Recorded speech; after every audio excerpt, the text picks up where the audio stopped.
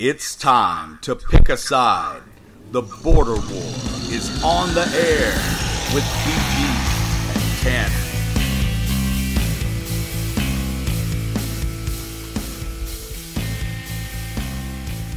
All right, everyone, welcome into episode 152 of The Border War. This is BG. I'm here with Tan Man. You can follow us on Twitter at The Border War. You can follow me at BG_Border War and Tan Man at Tar Heel Tan Man. I almost did it again. There you go. I almost went for the old one.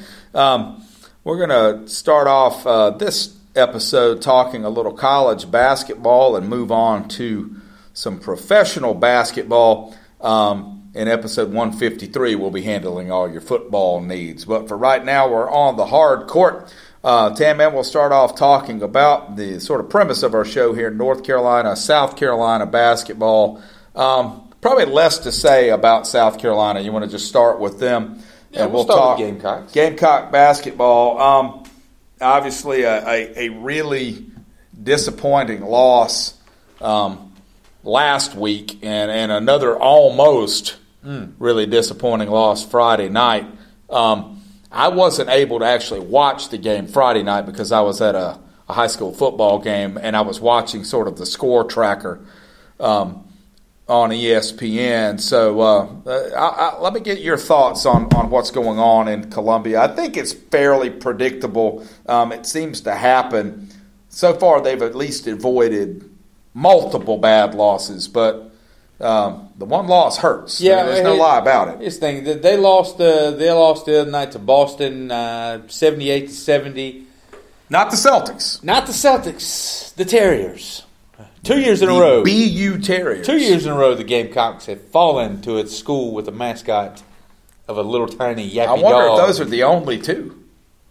I think so. To be honest with you, until I saw Boston broadcast, I didn't know that Wofford. I thought Wofford was alone in that. Yeah, I think that those might be the only two. But no, look, it is a Boston Terrier, right? Like so, that makes a little bit more sense. It makes more sense for Boston than it does for Wofford, I guess. Actually, well, maybe Wofford should change their name. Maybe they should. The Wofford Wolves. You don't have to go. Yeah, you don't have to go for the alliteration on every mascot. But that's how we ended up with the Tennessee Titans. And it's that logo still to me. I'm sorry. It looks like one of the ones you would use on the make your own team editing on Madden. It's not good. It's not good. But back to the Gamecocks. Really, the loss to Boston, I think it comes down to two things. Listen, they couldn't shoot the ball. And they shot very poorly from the free throw line. They shot poorly from the free throw line in their big wins. We talked about that last week. But to me, the biggest question mark I have for South Carolina is these are two teams, Boston and Gardner-Webb, that and we'll talk about North Carolina in here in just a second, but you could see the difference in those games was the size. For South Carolina, they only out-rebounded both of these teams by a handful in each ballgame. You know, we talked the other week about how they've got a lot of length on the perimeter. They've got big men down low. And for some reason, they're still struggling to rebound the ball against much smaller competition. Well, like I said, I didn't see the Gardner-Webb game, but I can imagine. And the effort was terrible for the Boston game. I thought that it looked like, especially some of the freshmen, just looked tired, and I know that it's a different sort of thing, and from what everybody says about the way Frank Martin runs practice, I mean that could be some of it, but I mean, and it just felt like no one. Okay, so the early games of the season, it seemed like the guy stepping up outside of AJ Lawson, who's been pretty consistent, about 14 points a night or so, he's been kind of the same guy every game. But somebody in each one of those early wins stepped up and took Keyshawn Bryant's place, or a couple of guys did. In that game, it was but it was never the same guy. And in that game, it felt like no one, it was sort of like, oh, I thought you had it. No, I thought you had this one, man. It was sort of like nobody else kind of stepped up their game, and all of a sudden, they're down.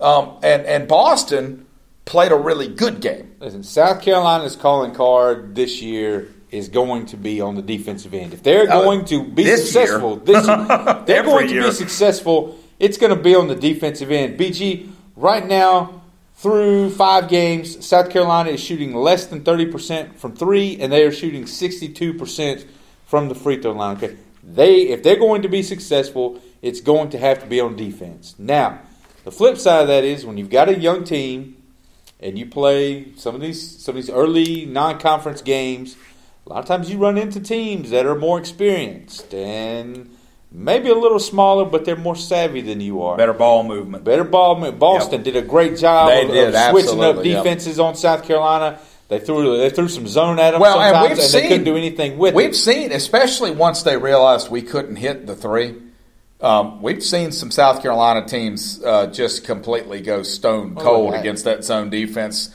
over the past 4 or 5 years. And man, it's like a Frank Martin offense when you see us just passing the ball back and forth around the arc, trying to find somebody. The same thing happened against Gardner-Webb. You pass, and all of a sudden a guy's got it out on the wing, and he looks up and there's 5 seconds on the shot clock, and nobody has moved. But this week, I think South Carolina, they're heading to Cancun. Yeah, sounds right. Yeah. Well, those games were actually part of that tournament, apparently, but they start them off at home. They used to be an 8-team tournament. I guess they pared it down to 4 teams actually down there, and I guess they're playing some mainland games. But they start off with Wichita State. I think the flip side, the other side of that, is Northern Iowa and West Virginia. If I look correctly, I don't think either one of those 3 teams has lost a game yet.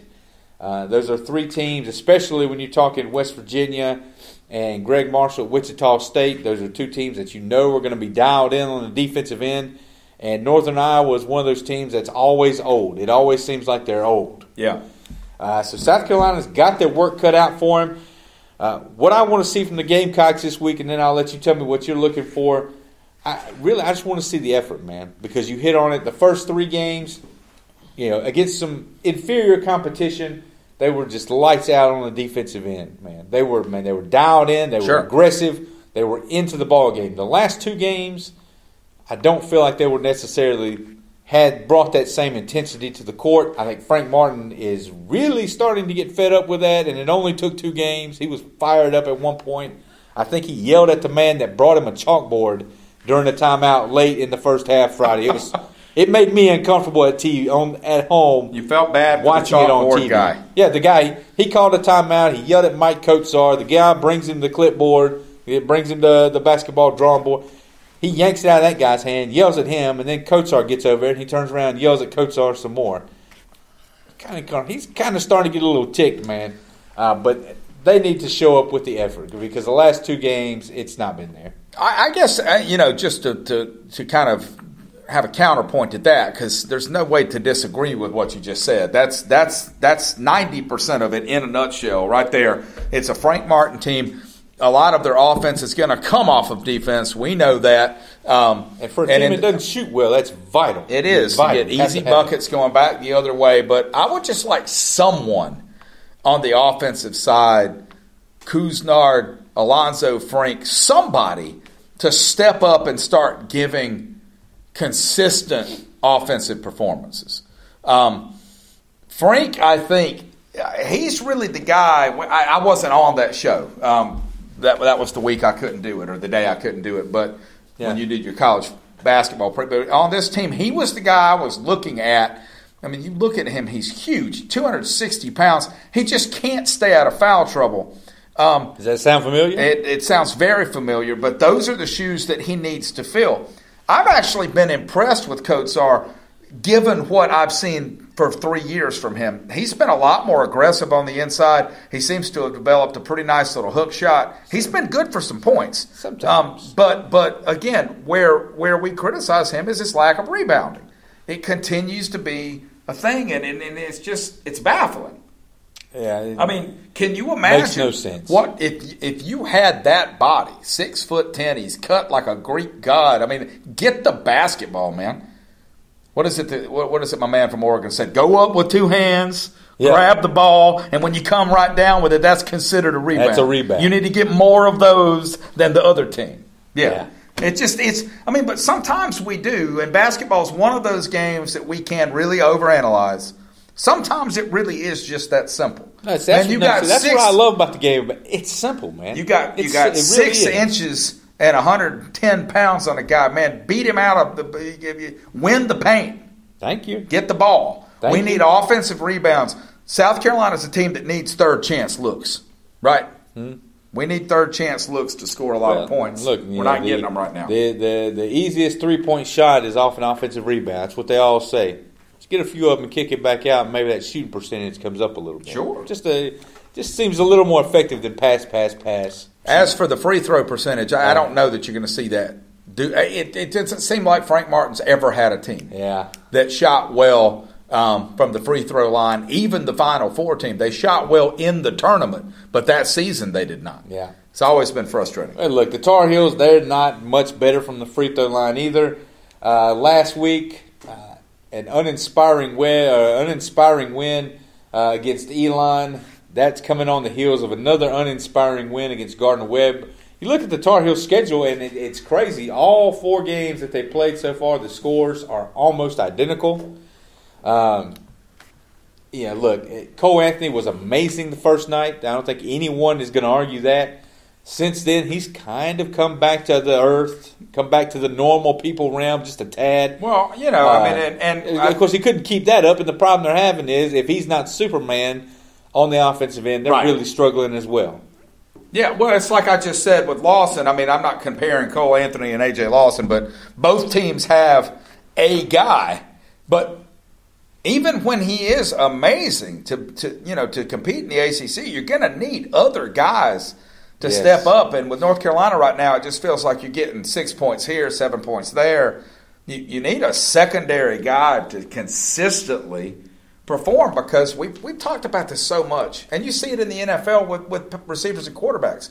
You need to develop some rhythm on offense, not just during the game, right? Yeah. But from one game to the next. You need your point guard to know, that these are the movements I recognize. When he comes off the wing, he's going to hit that shot, and he can't just be looking for one guy. I think Cole Anthony is the type of guy that he's going to get other people baskets. Right. Armando Bacot has, if you're looking for another bright spot, the last couple weeks or so, Bacot's given you 2 pretty nice games.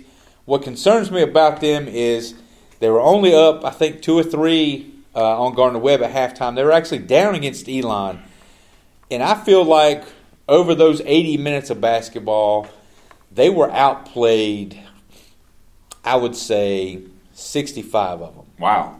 I mean, I watched them and kind of like watching South Carolina, where I'm not going to say the effort wasn't there, but it's just something's missing. And before the season, I thought their ceiling was as high as anybody else's, and I think the ceiling was the roof. Exactly. But I kind of underestimated what the floor is, and I had this discussion with my papa a few days ago. This team is starting to remind me of the 2014, 2015 years where we had Marcus Page. And Marcus Page, if he didn't, when he went for 35, we could beat anybody. We could play with anybody. But if he didn't, then things kind of stalled around him. And I feel like I'm starting to worry that we're kind of falling into that. One thing that I'm not real comfortable with, BG, a lot of Tar Heel fans, they keep harping on this thing. Well, Brandon Robinson's coming back. Brandon Robinson, he hasn't played yet. He hurt his ankle in the exhibition game. Hasn't seen the court yet for North Carolina. But I feel like a lot of Tar Heel fans are relying on this kid to come back. He's a senior. He's never started a basketball game at the college level, and he's a career 2-point scorer. Now, normally by your senior year, sort of that old saying, when somebody shows you who they are, believe them. He had some really good kids. His freshman year, they won a national championship. And last year, his junior year, and we've had really good teams the last 2 years. In the last 2 seasons, Robinson has connected on 42% of his threes, but that's a very limited number. And so I feel like the expectations for his return are maybe outsizing the production he's going to be able to give, and that's concerning to me as a Tar Heel fan. But they are heading to Atlantis. This is a loaded field. They are looking at a possible third-day matchup with Oregon, a top 15, top 10 team, whatever they are. Gonzaga, Seton Hall, all three potential Final Four teams. This week is huge for the Tar Heels. Talk me out of it, BG. We are out of Cupcake City. We have packed up the boxes. We have moved out of town. We've got Atlantis. We've got Ohio State. We've got Virginia. We've got another matchup at Gonzaga. Not to mention Wofford, a UCLA game. And then you're going to hit conference play.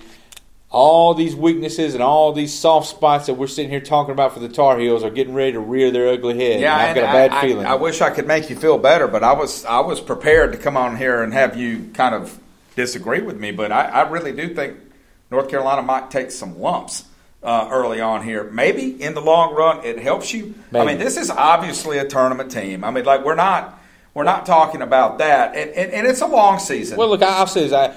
I feel like at the end of the year, teams are, as the season goes on, some teams are going to separate a little bit. Some teams that we think are really good right now are going to fall back some. Hopefully we're not in that group.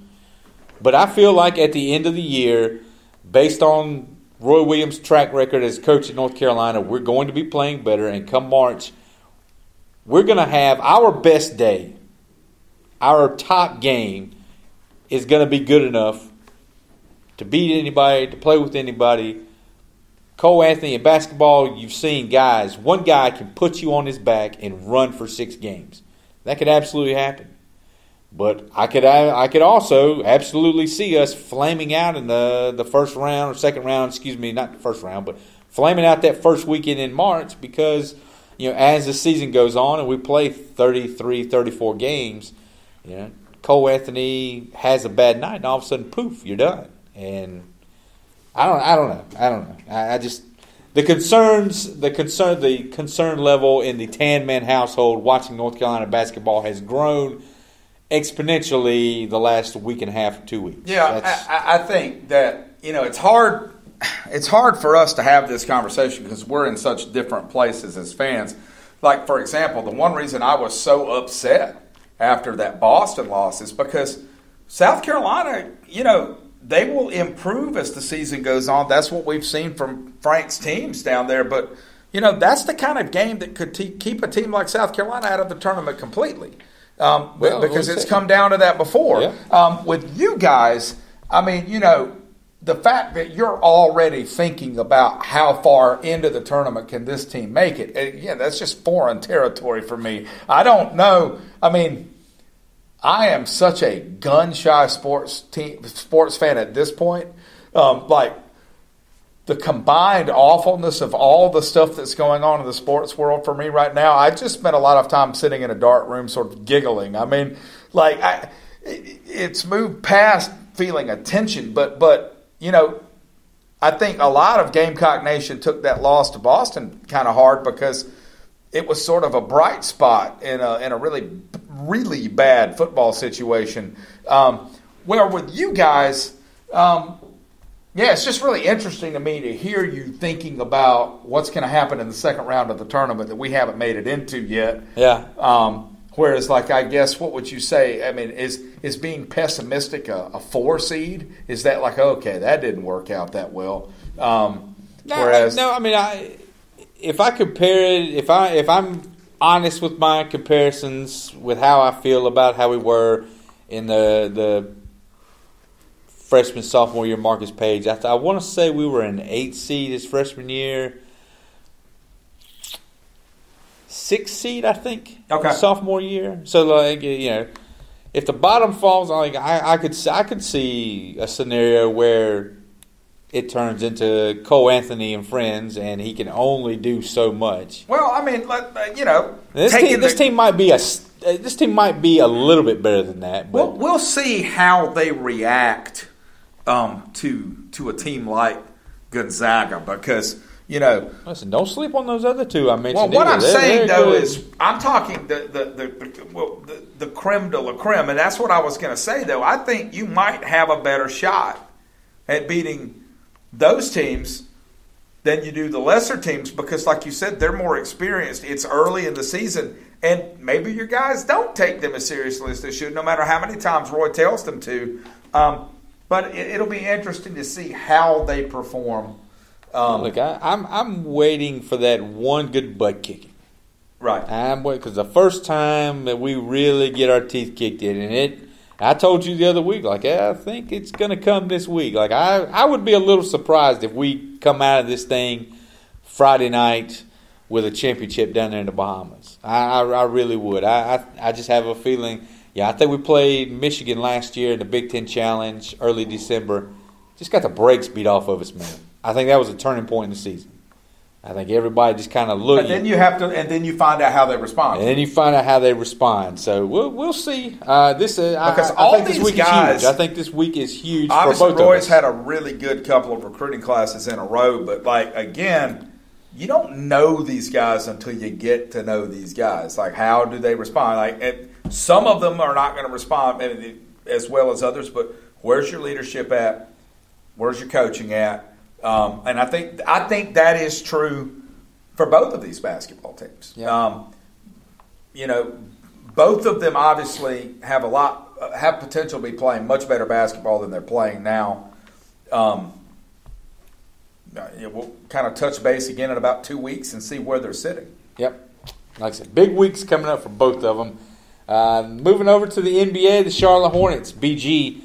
At one point, I think the last time we checked in on the Hornets, they were kind of treading water, keeping their nose above the water. They were about the sixth best team in the East the last time we talked about it. I think they're down to 10 now. Since then, they've dropped 4 in a row. The last one, did you see the end of this game the other night? Oh, my gosh. That's one of the most unbelievable endings to a basketball game that on any level that I've seen in quite some time. Here's what's crazy. Is it okay? Speechless. So last year, we're talking about how this might be the worst team in the league.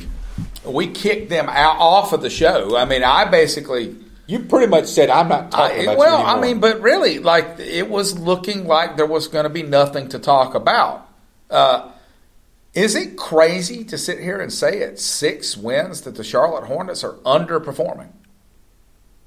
They should be better than they are right now.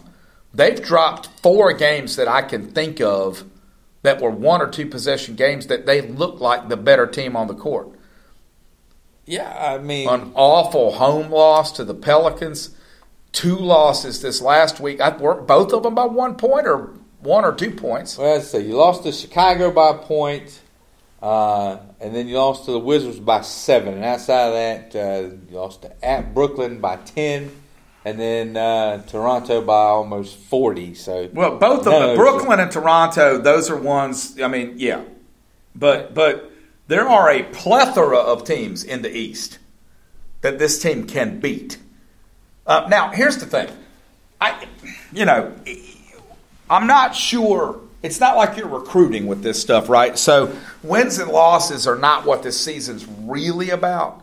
But in the short term, it would be good to get some more fans interested. It would be good to get some more people into the arena in Charlotte. And for some of these young guys, it might be good to build some confidence. Now, they're still playing good basketball. I mean, they're just coming up short in game after game. Now, like I said, there's 4 games that they've lost that I think have been 4-possession games out of the 10 that they've lost. Well, that's kind of been the story of the Hornets the last couple of years, right? I mean, that they will play well. They'll give you a tough game, and when it comes down to sort of like what we've said about North Carolina football, right? Exactly. Sort of like North Carolina football, and they've got a lot in common. They've got good players. They're very competitive, but that's about all you can say about them right now. This week they are going to Miami tonight, followed by back-to-back games, home and away with the Pistons. And then Saturday at Milwaukee before we will probably be back on the air. So they've got those 4 games this week. Is it crazy to think about putting Devontae Graham at shooting guard at this point? I mean, you're getting most of your offensive production from him and Rozier. They're never on the court at the same time. That's a problem, isn't it? I mean, well, maybe. But see, I say all that like I'm playing 2K20 and I can just stick him where I want to and it'll work. If you do that though, who's who's running your point guard with the second unit? Good point. Good point. I think. I look it up. I say, if you're wanting a bright spot for the Hornets, you can say PJ. To me, the bright spot's been Devontae Graham. This kid was a second-round pick. He's a North Carolina kid. He's actually committed to Appalachian State. That's crazy. The kid was committed to Appalachian State before he got a late offer. Winds up at Kansas. Here we are. Now he's showing up in the. Well, look, P.J. Washington's giving almost 12 points a game too. 17 games. What is it? 17 games. Devontae Graham has led the team in scoring or assists in 15 of those games, and he's done it. Led both those categories twice. Off the bench. Off the bench, and so I think Devontae Graham has certainly been the bright spot. But one guy, and he's become a popular whipping boy around here. We like to kick him around a little bit. Malik Monk? No. The other whipping boy we like Dwayne to kick Bacon? around. No. The other whipping boy. Nick Batum? Nick Batum, BG. No, he's below whipping boy status. He's the post itself. Yeah. I saw an interesting article the other week, and it was talking about like fan reactions. That was a pretty funny segment, though. NBA we actually do say really bad things about all those. But it focused in on Nick Batum particularly, and how much he makes, and like the fan hate that he gets. And I read it, I'm like, well, he's kind of got a point. Like, he didn't hold a gun to anybody's head to demand this money. Like, they offered it to him, and if someone offered us that kind of money to do this podcast, we would continue to do it. What we say about Nick Batum has always been kind of colored by us saying it was the Hornets' fault. Yeah, but Batum, he got hurt in the first game. He's come almost 3 points a game. Well, he's come back, and since he's come back, they've basically hit the skids again. Listen, this guy has become unplayable, BG. Yeah. He has become unplayable. He was borderline playable before, but now he's come in. Of all his shots, he's taken 15 shots in the 4 games that he's come back on. 14 of them have been threes. Fair to say. He's not doing anything in those 5 games that he's played, but stand out there and take threes. Is he... No free throw attempts. Like, what are we doing here? Is he the Josh Norman of the Charlotte Hornets? I think Josh Norman is more productive for his team than Nick Batum is for the Hornets. I can tell you don't watch a lot of Redskins football. But, I mean, to me, they're stuck. They almost kind of have to play him a little bit, because the only hope they had, with everyone saying, "Oh, the league is so wide open, so many teams could possibly win this thing." I think the Hornets go into the season thinking, "Okay, we can get this guy on the floor, and he could be halfway productive. Maybe we could package a deal, and someone will take this guy off our hands and the thing is, for a run." But they put him in, and he is absolutely awful, man. You want to wonder, like, when he's jacking these threes up, is he trying to sabotage his own markability? Like, yes, that's exactly what I was thinking. Yeah, I mean, I don't know what else you can say.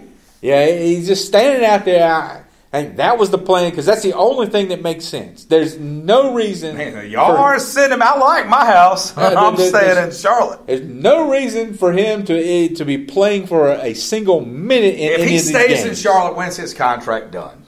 He's gonna opt in to like $30 million next year. Holy crap! So they've got another season beyond, and that's what I'm saying. The only chance they had was for this guy to come in and look serviceable to where somebody could go, you know what?